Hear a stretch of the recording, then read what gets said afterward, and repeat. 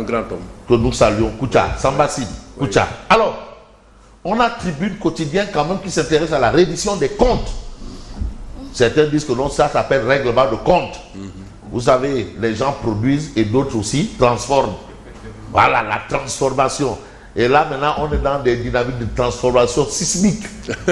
D'autres parlent de transformation systémique. Oui. Et après, d'autres vont dire que c'est systématique. Elle peut être aussi chimique et symptomatique, une transformation. Utilisez ce que vous voulez. Mais le plus important, c'est Tribune qui affiche Pape Aléga. Pas pour nous dire que le porte-parole du gouvernement a parlé. Ni pour vous dire que le téléphone a parlé. Mais c'est lui-même qui parle. Pape Aléga aussi qui a eu des bons moments avec Ndiaye Dos, ça j'en sais quelque chose. Et bien entendu, Aïda Gadiaga, Madame Dos. Pape Aléga raisonne et recadre Diomaye et Sonko. Donc, Pape Aléga a parlé. Il ne faut jamais se tromper d'objectif. Ça, c'est important. Ça, c'est la vie courante. Madame Fi Wakou Fidara, un objectif. Les objectifs poursuivis, le but à atteindre. Quand j'entends on atteint des objectifs, bon, j'ai souvent un problème. Les objectifs, on les poursuit. Parce que le but, c'est ça qu'il faut atteindre. Ou si on atteint des objectifs et le but, on fait quoi? On poursuit le but. Non. Bon. En matière de reddition des comptes, la CREI a été en réalité une véritable escroquerie. Bon, peut-être qu'il n'a pas ajouté politique. Parce qu'une escroquerie, je peux encore accepter. Mais quand elle est politique, politicienne, là vraiment, c'est pas du sérieux. Voilà. Doit-on privilégier l'emprisonnement des détourneurs de biens publics?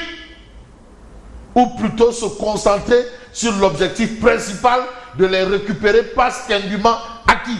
Qu'est-ce qu'il va falloir faire? Parce que c'est un débat qu'il pose. Prendre quelqu'un et l'enfermer parce qu'il a détourné de l'argent. Est-ce que c'est ça?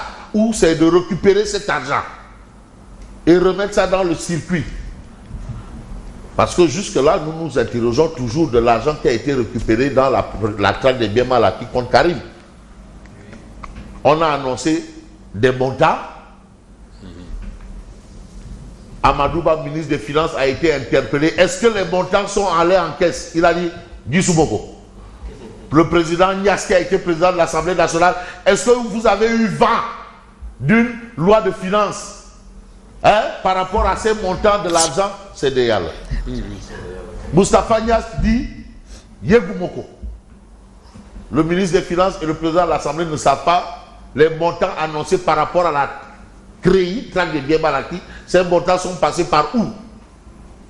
Et même le président Doudouane, à un moment, s'interrogeait. Vous savez, il y a des petites choses qui nous échappent alors que c'est du béton. Ce sont des petites choses, mais où est cet argent? C'est où? C'est dans les caisses ou bien c'est dans la poche?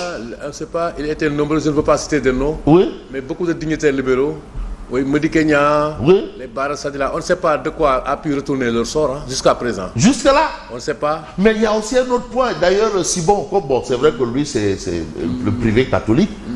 Parfois, il met trop de gants de velours. Mais on a accusé ici de hauts magistrats.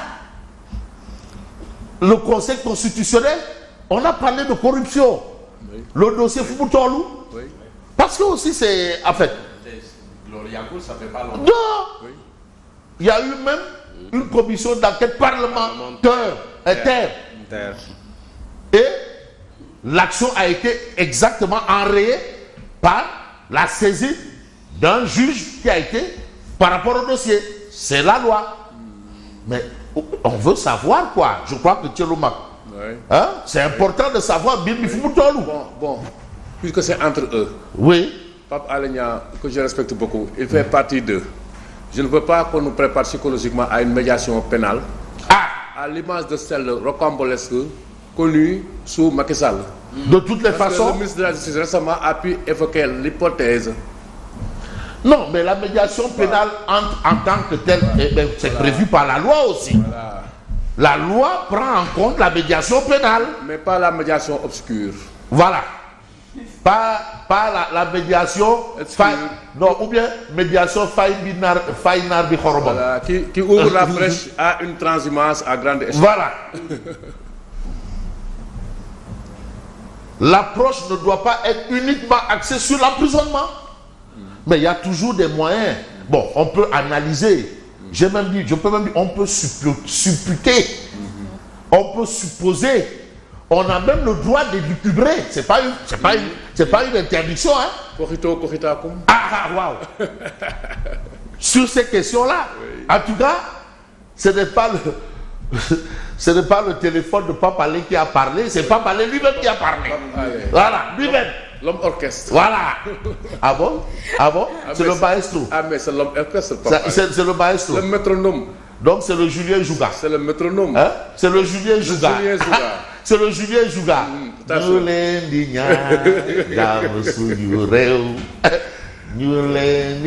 le Julien Jouga. Hein? Ou bien c'est le Narbundaou. Ah, sous la tente. En tout cas, on reste avec Tribune Quotidien. Interprétation de la loi d'amnistie. Mais quel sort pour les pilleurs, voleurs, agresseurs? Ça, c'est la race des Sambaboui. Tout ça là, quand ça pilleurs, c'est des Sambaboui. Et les Sambaboui sont punis par la loi. Aucune loi ne protège le Sambaboui. Hein? Même, aucune loi, même le Coran, encore moins la Bible, ne protège les Sambaboui. Est-ce qu'il y a une volonté de vouloir protéger les Sambaboui? Il y a une nouveauté où on veut réinventer la roue par rapport au Sambaboui. Parce qu'un Sambaboui n'est protégé ni par Dieu, ni par les hommes. Bon, tu sais, parce que le monde aussi évolue, hein, parfois, il y a des alchimies pour revoir souvent les choses. À quel but ou à quelle fin? Il y a le Rekham. Alors, ceux qui ont pillé, détruit et incendié des biens d'autrui doivent être jugés. C'est la loi. Bon, vous savez aussi, on dit une loi, quand on ne peut pas la contourner, vraiment, elle n'a plus de sens. Ah oui. Une loi, elle est faite pour être contournée. C'est ce que disait le président Wade. Voilà. Il dit aussi, avocat, je connais la loi et la manière de la contourner. Contourner? Parce qu'il faut la contourner, mais il ne faut pas la travestir, là. Voilà. Il faut encore moins la prostituer. Oui. Je crois que je suis toujours dans le cadre de la langue française. Mais oui, bien sûr. Évidemment. Mais on peut la contourner. Mais bien sûr, vous parlez. Mais il ne faut pas la prostituer, oui, ni la travestir. Comme nous avait dit Desnos. Mais Desnos, parlant de nous autres journalistes, il dit que c'est la prostitution de l'esprit. De l'esprit. Et le journalisme, c'est la prostitution. On travestit la lettre. On peut travestir les lettres. Oui. La lettre et l'esprit de la lettre. Alors, qui sont ceux qui ont saccagé le BRT? Parce que c'est un problème. Oui. Maintenant, si nous n'avons pas le droit de le savoir, là, où on doit se taire par rapport à ça, parce qu'il faut le dire, à un moment, on ne devra plus en parler. Hein. Ah oui? Ah oui, à un moment, on ne devra plus en parler. Ah oui. Si tu en parles, rebus. Dès que tu dis oui, on a saccagé, dès que tu dis B, Madame Rebus. Bus Tata. Brûler les bus de l'UCAD, de la cathédrale. Ah. Ces gens-là, c'est qui? Ils ont agi au nom de qui ou de quoi? Bon, ben si c'est dans le cadre politique. Politicienne. Bon. On reste avec Tribune qui revient sur la levée de l'immunité parlementaire. Moustapha Diop livré à la justice. Mais il a contre-attaqué. Et Moustapha Diop a crié au complot. Et la particularité dans cette histoire, où ce qui a attiré mon attention, c'est qu'on est parti d'une accusation de 700 millions à 300 millions. Non, ça c'est trop. Mais finalement, à 300. Quand même. Il y a problème. Vraiment. Non, ça veut dire que... Mais comme ça. Et si on insiste, peut-être ça peut se retrouver avec 20 000. Peut-être que c'est une accusation de 20 000. Mais là, ici, on insiste. Parce que 300 millions, c'est ça. Au départ, ce qu'on a annoncé là. 300. On a annoncé, après, finalement, c'est 300. Si on insiste, mais est-ce que ça peut être 20 000? Mais j'ai vu un ami proche être accusé d'un manque d'audit de 1 milliard. Il s'est retrouvé à justifier 50 000 francs CFA. Ah ben ouais. Mais c'est la justice, hein. Donc, pour dire... Parfois, même 5 francs, hein. Parfois, ce qu'on annonce là. Parfois, c'est du départ où Gaïd est arrivé, Dina. Waouh. Nos mousses. Arrivé le pas, Alors, on reste avec Tribune. On a Rigal de Dangou. Amar Faye. Rigal de Gouy Mouride. Sama magu bopp la de. Voilà. Ou bien Rigal de... Man maa ko magoo man. Waaw. Borom Tëngéej. Borom Tëngéej. En tout cas, Rigal, mais très bon et ailier. Pour la petite histoire, je vais vous révéler. Son nom à Tëngéej, c'est Chris Waddle. Ah oui, Gaucher. L'excellent Waddle. Gaucher. Oh, excellent gaucher. Chris Waddle. C'était ça son nom. Waddle. Chris Waddle, Rigal, c'était Chris Waddle. Dinaa la boole. Qui a quand même fait les beaux jours du lycée Abdoulaye Sadji, hein, et qui a quand même été au lycée Abdoulaye Sadji en même temps que le téléphone a parlé. À lui aussi, il a fait aussi Abdoulaye Sadji. Oui. Et ça me permet de saluer Mamadou Kassé, l'ancien DG de la SNHLM, puis le SICAP SA, fils du professeur Kassé, qui a été aussi au lycée Abdoulaye Sadji. Bon. C'est l'échec total du gouvernement sur la commercialisation de l'arachide. Ah oui. C'est-à-dire, c'est du n'importe quoi. Pour ne pas dire du vrai n'importe quoi. Mais quand même, on me retard le Tibirni. Hein? Asma. Non. Mais au départ de la campagne là, mais on a fait l'armée, les mitrailleuses, les lance-roquettes. Oui, non, maintenant, on va tout le monde aller. Mais tout ça là, pour ça. Et les chiffres, avec des chiffres falsifiés, tout dedans. Si vous permettez, Fabrice. Oui. Le ministre s'est prononcé hier dans les colonnes du Soleil à travers une interview au long protocole. Oui. À ce jour, la collecte s'établit à 209 000 tonnes. À ce jour. Et ça reste moins de 2 mois. Bon, la revue des titres est terminée. C'est là, c'est là. C'est là, 209 000. Allahu Akbar, ashhadu an la ilaha Huileries et semences inclus. Des chiffres venant de lui. Oui, c'est là, vous pouvez lire. 200 et quelques. Oui. 200. Vous pouvez lire. Oui, mais il Non, et puis, non. Au 16 mars 2025. Non, Tchelouba. Est-ce que vous pouvez lire ce passage-là? Voilà. Hein? Si vous pouvez dire, ouais. Donc, le ministre Mabouba Diagne, bon, il dit au 16 mars 2025, les réceptions ont montré une dynamique encourageuse de la collecte. Ainsi, 148 000 tonnes. Non, je ne reprends plus haut. Parce que là, il fait le détail, quoi. Voilà, il fait le détail. Ah, mes yeux, un peu là. Bon, non, c'est pas grave. Non, pour les... Fabrice. Ouais. Bon, Tchelouba. Non, je vous lis la phrase. Gardons ça pour le commentaire. Non, je vous lis la phrase. Après 100 jours de collecte, du 5 décembre 2024 au 16 mars 2025, et de commercialisation de la site, la collecte globale, semences et huileries, est de 209 430 000 tonnes. Mais donc, les 300 000 tonnes ou 500 000 tonnes de Sonacos-là. Bon, c'est l'échec total du gouvernement sur la commercialisation de l'arachide. Mais au début, l'armée, la gendarmerie, la maréchaussée, la douane, tout le commandement territorial, les pistolets, les mitrailleuses, les lance-roquettes, tout avec falsification de là. Pour ça, l'APR réclame l'audition de Moustapha Diéké Sarré. Mais on a aussi, dans l'actualité, un fait, pour rester dans la même dynamique. Parce qu'aujourd'hui, on a carrément de quoi dire, mais Mambouba Diagne, toi aussi. En tout cas, on le voit. Des sols à jeans, parfois pain, des pains parfois, des pains, voilà, du pain, ouais, c'est gentle, en tout cas, gentleman là. As Diagne. Ouais, As Diagne. Wow, As. On l'appelait comme ça à Yeumbeul. À Yeumbeul, As. Le SEM, il y a As Diagne. Mais il y a 2 As donc dans le gouvernement, il y a aussi As Diouf. Ouais, As. Non, je veux te dire, dis le Sénégal. On sait tout. As Diouf, qui a aussi fait les beaux jours du lycée Abdoulaye Sadji. Alors, zone des Niayes, écoulement, récolte, mais la crise aiguë. Voilà.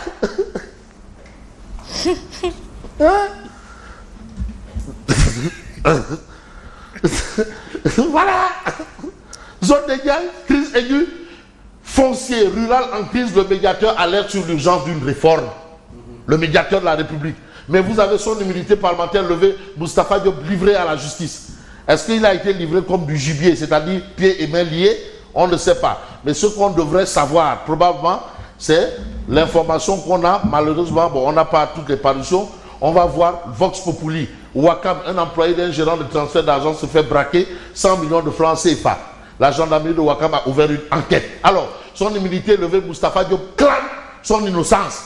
Il dit que non, la dame là veut juste l'embarquer dans quelque chose. Il ne la connaît presque pas. Il la connaît à peine. Donc c'est comme ça que ça s'est passé. Vrai ou pas, de toutes les façons, la loi est là. Mais là où on peut mettre le doigt, c'est le titre de l'Observateur L'Obs. L'acte de guerre 2, le rebond judiciaire du scandale des visas. Encore, après avoir bénéficié d'une médiation pénale dans l'affaire d'escroquerie au visa qu'il avait conduit en prison, le lutteur l'acte de guerre 2 porte plainte contre son complice Abdou Salam Diagne pour 78 millions. Donc, ce n'est pas encore l'affaire. Mais on va peut-être parler en fin de compte de Yacine Fall. Parce qu'aujourd'hui, la question que le ou la journaliste avait posée à Boulouarek, à celle qui avait eu le concours général, hein? Meilleur élève du concours général, la question du journaliste là, je crois que cette question-là, le mot qui avait attiré là, hein, c'est ça qui est apparemment dédié ou dédicacé à Yacine Fall. Hein, le meilleur élève, tu dis que vous êtes là, bref. Alors, Yacine Fall, un gros calibre entre guillemets, mais en quête d'éloquence. Bon, ça peut être un problème d'éloquence. Je vous assure que parler en public, c'est pas donné. Hein. Mais qu'elle aille faire des cours chez le docteur Cheikh Oumar Cheikh Diallo, ici, l'école d'art oratoire et de leadership, qu'elle aille là-bas prendre des cours, apprendre à parler. Parce que là-bas, on vous apprend à prendre la parole en public. Pourquoi? Parce que la parole domine le monde. Mais en privé, il peut le faire, amener toute une équipe. Le plus grand mal-être d'un être humain, c'est de refuser son ignorance. Quand on a un besoin, ça s'apprend pour vraiment... Non, de toutes les façons, l'école est là, sur la VDN. Fille, mais qu'elle aille là-bas, art oratoire et de leadership. Cheikh Diallo qui a aussi fait les beaux jours de la presse, hein, notamment du soleil. Ah oui, du matin d'abord et du soleil. Il peut également s'attacher le service de Pape Faye. Bon. Ouais, Pape Faye, Ladjor. Oui. Ladjor, Pape Faye, Pape Faye, Ladjor, oui. Il est là. Parce que lui, en fait, en termes d'articulation, il est quand même le digne héritier de Monsieur Lemoine. Ah oui. Voilà. Et qui dit Monsieur Lemoine, je sais que beaucoup savent de quoi je parle. Alors, une minute sur le fil du discours entre balbutiement et approximation. Vous avez agriculture, coopérative agricole, l'État face à la malédiction des échecs passés. Ah oui, c'est ce qu'on a. Enquête de mystère levée sur la mort des frères gays. Ça, c'est ce qu'on a aussi dans l'actualité. L'actualité, malheureusement, nous n'avons pas Odia pour revenir un peu en long et en large sur ça. Mais on va voir Libération Walker Jack Bauer là. Walker Jack Bauer. Voilà. La fédération des Oichuki et des Mawashigiri et des Ushioke et Sotooke. Voilà, Boki Jack Bauer. Jack Bauer, hein? Arrêté pour malversation présumée au cœur de la fédération sénégalaise de karaté. Ah oui, parce que Jack Bauer de ceinture noire, hein, il est... Ouais, lui, c'est les Mawashigiri, Oichuki, Sotooke, Ushioke et tout ça là. Il s'y connaît, hein? En plus des Wirl, des Sijada et des Wazifers. Hein? Alors, voilà, il s'y connaît. Alors, le président... C'est incorrigible, Fabrice. Le président et ses présumés complices passent à la caisse. Voilà. Mais on a aussi association de malfaiteurs, trafic de migrants et escroquerie. Mais comment le maire de Dionewar et sa bande ont été cernés. Voilà l'information de ce matin. Moi, je vous dis merci et bon week-end.